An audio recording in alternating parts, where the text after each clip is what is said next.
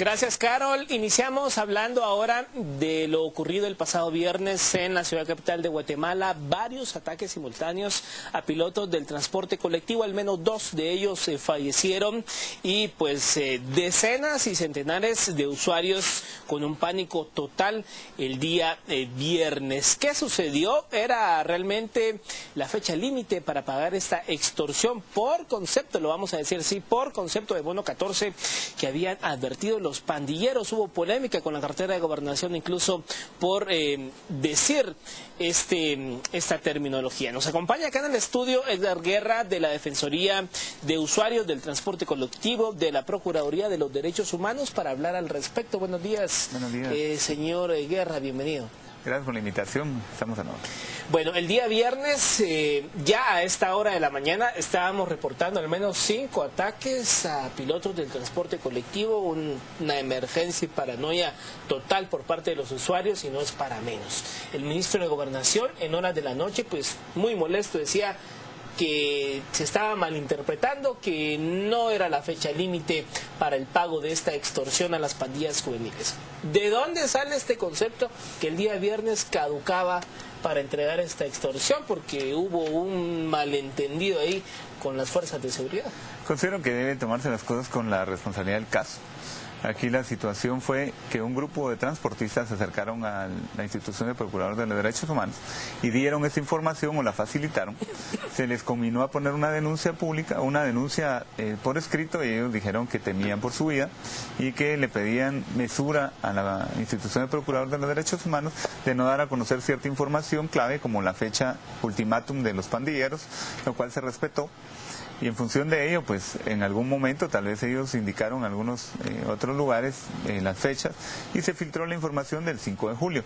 Yo creo que ahí la institución del Procurador y a través de la Defensoría fuimos muy responsables en simplemente generar esa situación de preocupación en la población de guatemalteca, en donde posiblemente, como en otros años, no es primera vez que sucede, han exigido su bono 14 estos delincuentes y obviamente había que hacer algo. Entonces se puso en tela ante la opinión pública lo que estaba ocurriendo o lo que podía ocurrir, y muestra de ello pues son las estadísticas un poco alarmantes y que quisimos evitar un poco el pánico, pero sí darle a conocer al Ministerio de Gobernación que había que reforzar el tema de seguridad, por ejemplo, presencia en carreteras y calles, presencia de la Policía Nacional Civil, el tema de fortalecimiento de las investigaciones, capturas que no hemos dicho jamás que no han hecho nada el Ministerio de Gobernación.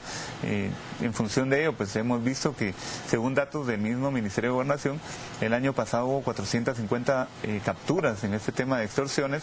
Al día de hoy llevan 340 detenciones en el tema de extorsionistas, que nos parece bueno. Lo que ha ocurrido desde nuestra perspectiva es que han proliferado, ha habido más bandas de criminales que se dedican a la extorsión. Hace 5 o 6 años había una banda de extorsionistas para una ruta de transporte. Hoy hay hasta 3 o 4 bandas dedicándose al mismo tema. Ahora bien, los ataques que vimos el día viernes, ¿coincidieron las rutas con los empresarios que fueron a presentar la denuncia de la PDH? Efectivamente, algunos de ellos sí tuvieron esa situación. Yo creo que en algunos lugares hay bandas de criminales que incluso dentro de las mismas estructuras organizacionales o de empresas de transporte podría haber hasta pilotos y ayudantes inmiscuidos en eso, inclusive hasta transportistas. Entonces ahí es el tema de investigación, fortalecer ese tema, usar la tecnología, como bien se ha dicho desde varias oportunidades, en donde pueda disminuir o erradicarse ese tema de extorsiones que hoy por hoy en el transporte es uno de los problemas sociales más serios. ¿Cómo se va a preparar o cómo ha alertado la PDH? Porque estamos en una semana bastante sensible. A la mayoría de guatemaltecos el día viernes les depositan o les entregan parte del bono 14. Pues de esa cuenta yo creo que se ha tenido alguna situación positiva en los planes del Ministerio de Gobernación, en donde ellos han indicado incluso que uno de los componentes tiene importante el tema de transporte, usuarios de transporte colectivo, centros comerciales, que obviamente al salir de algunos centros comerciales hay paradas importantes que donde se aglomera mucha gente que hace uso del transporte colectivo. Otro tema, me parece muy bueno, el tema de presencia en autobuses, ya lo hemos platicado con el viceministro Eddie Juárez, en donde me parece que es una de las cosas que es importante mantener mantenerla, porque el delincuente al ver presencia de autoridades como que siente un poco de temor de hacer cualquier tipo de tema. El otro es, yo creo que la investigación es importante, en donde han usado a mujeres y menores de edad para el tema de sicariato y extorsión.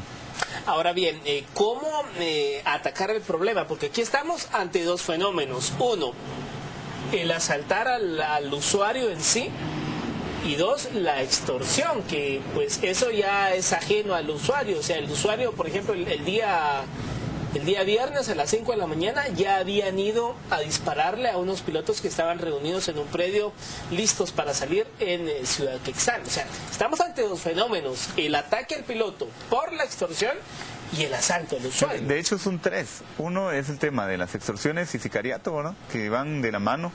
El otro, los asaltos a autobuses, que se ha comprobado que en muchos de esos casos los mismos extorsionistas, cuando están siendo investigados, se dan cuenta o tienen información y se pasan a asaltar autobuses.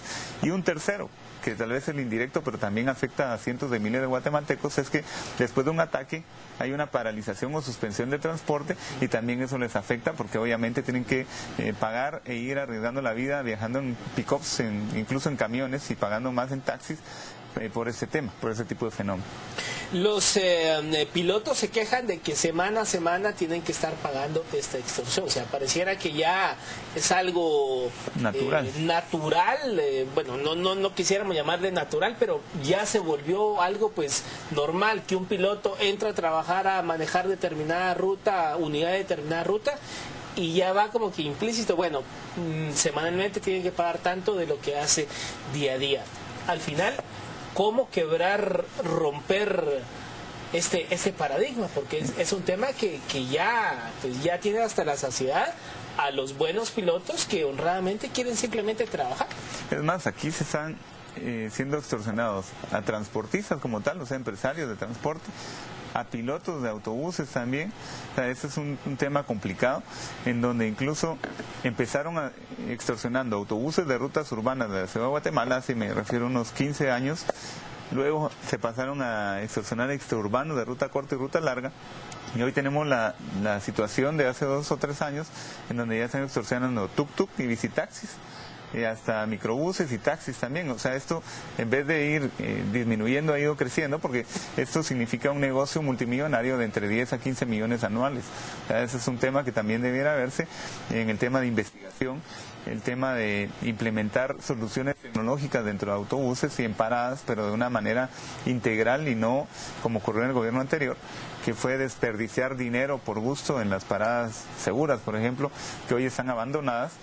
Utilización del sistema prepago, pero de una manera responsable, y no pues castigando al pueblo de Guatemala con 35 millones de dólares en el tema de prepago, cámaras y GPS, botones de pánico, que al final no han rendido los frutos que debieran de haber dado ese dinero.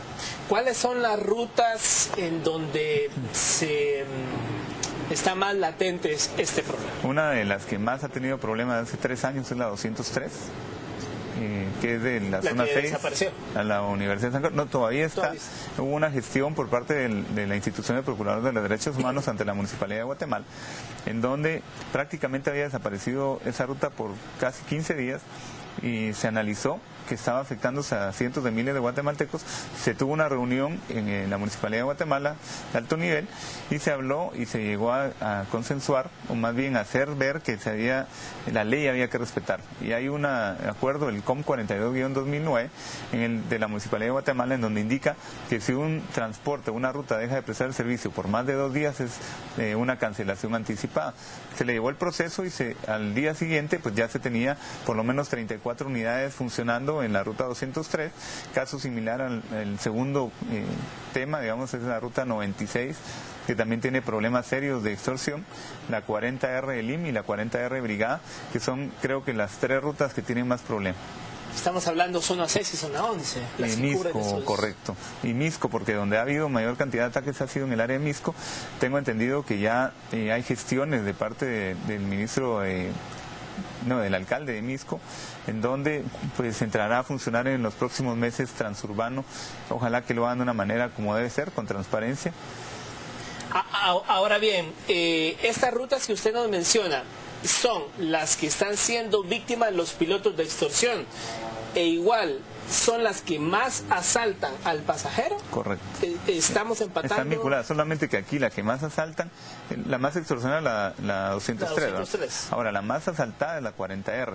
Esa es la diferencia. Pero también se mantiene la 96 y la 203 como las más asaltadas también. Pero uno va a esos sectores de la ciudad capital y uno no ve, por ejemplo, una focalización de fuerzas de seguridad en esa área. Ese es el asunto. O sea, debiera haber mayor presencia. Ahí es una de las cuestiones que yo sí considero que debe haber un fortalecimiento más de la presencia del Estado en lugares clave, ¿verdad?, para contrarrestar la delincuencia, en donde hay puntos ya, de acuerdo a un mapeo, incluso lo tiene el Ministerio de Gobernación, que ellos lo han elaborado, pues donde hay mayores incidentes de hechos criminales.